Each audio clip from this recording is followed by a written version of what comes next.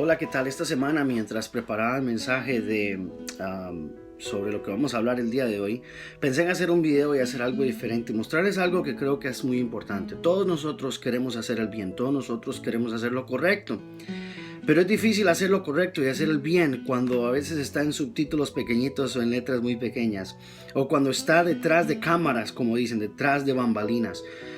Ayudar al vecino a paliar la nieve no es algo que todo el mundo vea, pero es algo que forma el carácter de nosotros. Yo creo que esas cosas pequeñas muestran quiénes somos nosotros en cosas grandes. La multitud se va a dar cuenta quién soy yo por las cosas pequeñas que yo hago. Y déjame contarte una historia que va a poner tu pensamiento quizás a otro nivel, pero a un nivel personal, a un nivel y un sentido diferente. Y es la historia de Jesús y sus discípulos, cuando Jesús va caminando sobre el agua y se encuentra con sus discípulos que van en la barca en medio como de una tempestad. Quiero que vayamos a la Biblia y podamos entender esta historia un poquito. En la Biblia encontramos cómo Jesús va caminando sobre el agua. Pedro sale del bote a caminar sobre el agua porque Jesús le dijo que fuera hacia él, que fue la pregunta que Pedro hizo: Maestro, manda que vaya donde tú estás y yo voy a estar ahí contigo. Entonces, siempre que había leído esta historia, yo decía, ¿qué estaba pensando Pedro? ¿Qué se le ocurrió a Pedro? Que él pensó que podía caminar sobre el agua. Yo no sé cuántos de ustedes creen que pueden caminar sobre el agua, pero esto es una situación difícil. ¿Qué creyó Pedro que él podía hacer, que decidió caminar sobre el agua? Entonces, para entender esta historia necesitamos ir al contexto histórico, necesitamos ir a la historia de Jesús y sus discípulos. Y recuerden, Jesús era un rabí judío que tenía discípulos judíos que vivían en el primer siglo judío y que crecieron en Galilea, crecieron en un país, en un terreno, en una ciudad muy conocida para todos.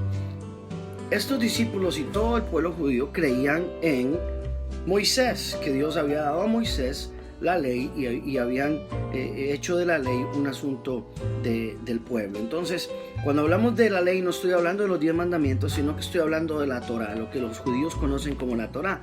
Y la Torá, en traducción a nuestra lengua, sería instrucción, enseñanza, forma. En otras palabras, el camino que ellos debían de seguir y hacerlo parte de su educación. En aquel tiempo los niños entre 5 y 6 años los enviaban a la escuela a aprender la Torá. Y el primer nivel que existía en la Torá se llamaba Bet Sefer, que era aproximadamente una temporada entre los 6 y los 10 años. En esta temporada ellos memorizaban toda la Torá. Memorizaban Génesis, Éxodo, Levítico, Números y Deuteronomio. Ellos memorizaban todos estos 5 libros palabra por palabra. El niño salía a los 10 años de edad conociendo muy bien la Torá. Si un niño no podía o no conocía muy bien la Torá, sus rabís le decían que fuesen a su casa a aprender el negocio de su familia. En otras palabras, si no eran bien dotados, regresa a trabajar con tu familia, conoce los deberes de la casa, conoce los deberes de la administración del hogar y ayuda a tus padres. Pero si era un niño muy bueno y era lo mejor de lo mejor, se habían aprendido la Torá palabra por palabra, estos niños eran guiados al siguiente nivel. El siguiente nivel se llamaba Beit Talmud.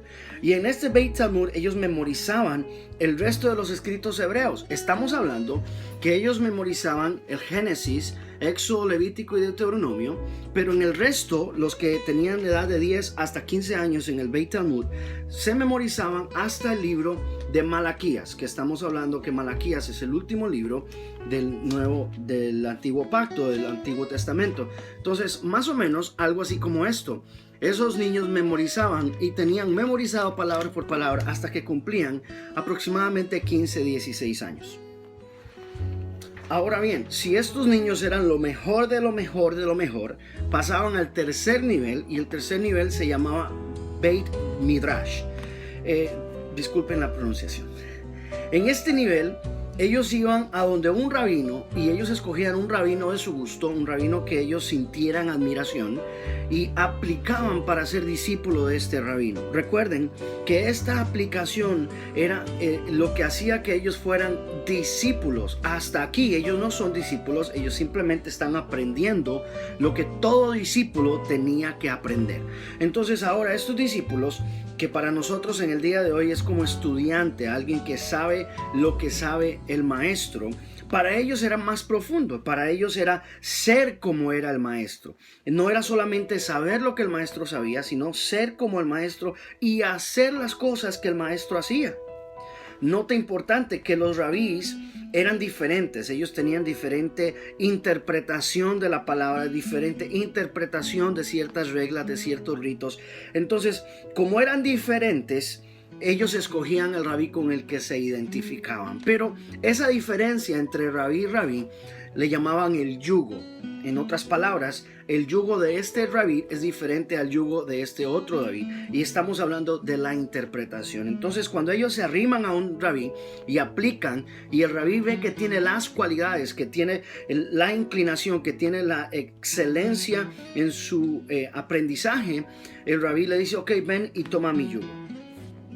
Pero para que el rabí le dijera a un discípulo, toma mi yugo, este discípulo tendría que pasar por una cierta cantidad de preguntas, tanto de memorización de la Torá, tanto de memorización de los otros libros como los poéticos y profetas menores, etc.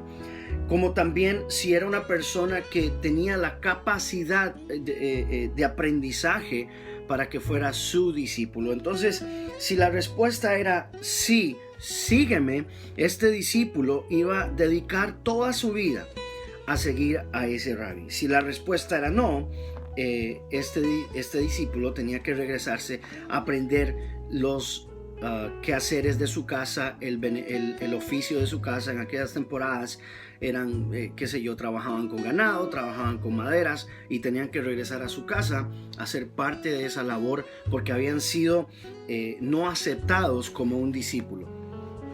Ahora bien, el ser aceptado como un discípulo requería de muchas cosas, y la primera era que tenían que dejarlo todo, dejar su familia, dejar su casa, dejar sus amigos, dejar la sinagoga, dejar el negocio familiar, dejarlo todo y dedicarse con una devoción completa a su maestro, a su rabí. Esto significaba ser un discípulo en aquella época, significaba mucha preparación y completa entrega. Por un ejemplo, un rabí camina por la ciudad en Galilea, entra por esas calles de piedra, de tierra, donde no hay asfalto, y él va caminando al frente, y detrás de él van sus 6, 8, 10 discípulos. Entonces había un decir, ¿cómo decirlo? Un decir popular, y decían que cada discípulo es envuelto del polvo de su maestro, que cada discípulo estaba cubierto del polvo de su maestro. Por esta razón, porque caminaba el maestro, el rabí, y detrás iban sus discípulos, y como eran unas tierras muy polvorientas, se llenaban del polvo de el maestro o de su rabí. Como les decía, el discípulo se preparaba muchos años, pero era el rabí el que escogía a su discípulo, porque el rabí decía, yo creo que este tiene la capacidad de hacer lo que yo hago. Entonces ahora miren Jesús, todos los rabís comenzaban su trabajo de rabí como a los 30 años de edad. Jesús tiene 30 años de edad, comienza su trabajo, camina en el mar de Galilea, y ahí ve a Pedro y a Andrés. Y cuando ven a Pedro y Andrés están pescando. Entonces Jesucristo le dice, sígueme. Y es interesante porque la palabra dice que ellos dejaron las redes en el piso y le siguieron. Ahora, esto era un poco raro para mí antes. Yo decía, ¿cómo van a dejarlo todo botado y van a seguir al maestro? ¿Cómo van así de un pronto a otro? Pero viendo el contexto en el que hemos hablado, nos podemos dar cuenta de que Pedro y Andrés eran hombres que los habían desechado. Quizás habían hecho su primera parte, su primer nivel, y se aprendieron toda la Torá, y luego no fueron escogidos para aprender el segundo nivel del Talmud y encontrar todas las cosas que habían ahí. Entonces fueron rechazados por ningún rabí les había escogido. Entonces ellos fueron a aprender el negocio de su familia. Y donde están ellos aprendiendo el negocio de su familia, viene otro y les dice, síganme. Yo creo que esa es la palabra que ellos habían esperado escuchar toda su vida. Se prepararon para eso, pero nunca ningún rabí les dijo, sígueme. Y Jesucristo viene y les dice, yo creo que tú puedes ser como yo. Y es el llamado que le está haciendo a ellos, y ellos lo dejaron todo y se fueron a seguirlo. Esto fue un poquito raro para mí al principio, pero ahora yo lo entiendo, porque el Señor hizo esto en sus vidas. Ahora imagínate esto, el maestro Jesucristo te dice, ven, yo creo que tú puedes ser como yo, puedes hacer lo que yo hago. Por supuesto que iban a dejarlo todo botado. Entonces luego, si seguimos leyendo, vas a encontrar que Santiago y Juan estaban pescando con su padre Zebedeo y Jesús se vuelve a ellos y les dice lo mismo, les dice, sígame. Otra vez volvemos a ver el mismo parámetro. Estos dos muchachos entre 15 y 20 años están trabajando y conociendo los negocios de sus padres porque no fueron tan capaces de llegar a ser discípulos de algún rabí. Jesús los escoge. ¿Por qué Jesús los escoge? ¿Por qué Jesús los llama? Porque el llamado de Jesús es para todos, para el pueblo. El llamado de Jesús es para el rico, para el pobre, para el letrado, para el que no ha estudiado nada. Ese es el llamado de Jesús. Más de aquí en adelante, Jesús con esos hombres comunes conquista al mundo y cambia la historia por completo. Pero volvamos al mar, volvamos a ese momento donde Pedro está en la barca y Jesús está caminando en el agua. Esta foto aquí es tremenda. Imagínese Jesús caminando sobre el agua. Pedro está en la barca y Pedro le dice a Jesús, maestro, o en hebreo, rabí, manda a que yo vaya allá donde tú estás. Recuerden, iba a hacer lo que su rabí hacía. Entonces él está diciendo, tú dijiste que yo iba a hacer lo que tú podías hacer y yo quiero caminar sobre el agua. Entonces Pedro se tira al agua, empieza a caminar sobre el agua y cuando está en el agua, Pedro comienza a hundirse y Jesucristo se vuelve y le dice, hombre de poca fe. Y yo por muchos años entendía que la fe que tenía en Jesucristo era una fe muy poca y por eso se hundía. Pero en realidad, Pedro no vio a Jesús hundirse. La posición de Jesús nunca cambió ante los ojos de Pedro porque Pedro no dejó de tener fe en Jesús. Jesús no estaba hundiéndose y Pedro dijo, oh mira, el maestro se hunde, yo me hundo también. No, Pedro nunca perdió su fe en Jesús. Pedro perdió su fe en sí mismo. Porque el maestro no le falló, pero él se falló a sí mismo. Por eso el maestro le dice, hombre de poca fe. Recuerde que el llamado que Jesús le hizo a Pedro fue, ven y sígueme, porque yo creo que tú puedes hacer lo que yo hago. Y ahora Pedro no está creyendo eso en su vida. Él dudó en sí mismo de que él podía hacer lo que el maestro le había escogido que él hiciera. Porque él dijo, ven y sígueme. Y toda mi vida yo creía esto. Yo creía que uno tenía que creer en Dios. Pero me he enterado leyendo esta semana que Dios cree en nosotros también. Y Dios cree en ti. Ahora bien, ¿por qué yo digo que Dios cree en ti, que Dios cree en mí? Porque lo último que Jesús dijo fue, vayan y hagan discípulos a todas las naciones. Vayan y compartan lo que yo les enseñé. Vayan y hagan el trabajo que yo estaba haciendo. Continúen mi tarea. Fue lo último que les dijo. ¿Qué tal si Dios cree en ti? Esa es la pregunta de hoy. ¿Qué tal si Dios cree en ti, si Dios cree en mí? ¿Somos esa clase de gente en la que Dios puede creer? Yo creo que sí. Yo creo que hemos sido llamados por Él para que le sigamos. Hemos sido llamados para que nosotros sigamos su tarea. Y eso es lo que yo quería enseñarte hoy con este video. Y hablarte y decirte que el maestro te ha llamado. El maestro te ha buscado. Porque Él sabe que tú puedes hacer lo que Él hace. Él nos llamó por su capacidad de maestro para instruirnos. Ahora, tal vez tú crees en Dios. Pero déjame decirte algo, Dios cree en ti. Tal vez tú tienes fe en Jesucristo, pero déjame decir algo, Jesús cree en ti. Jesús cree en lo que tú puedes hacer, porque Jesús sabe que tú puedes hacer como Él era. Tú puedes ser como Él era. Él era un hombre de paz, un hombre de amor, un hombre de compasión, un hombre de verdad, un hombre de fe, un hombre de alegría, un hombre de gozo.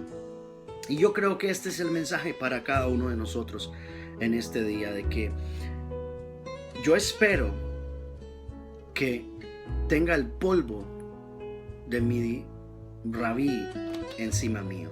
Y quizás para ti hoy a ser lo mismo. Espero que estés cubierto del polvo de tu maestro. Y al igual que como llamó a Pedro, nos llama a nosotros hoy y nos dicen, yo creo en ti, yo creo que tú puedes hacer lo que yo hago. Y en esta plataforma vamos a comenzar la serie que nos va a alimentar y nos va a dar luz de lo que es ser un verdadero discípulo del Señor. Bendiciones.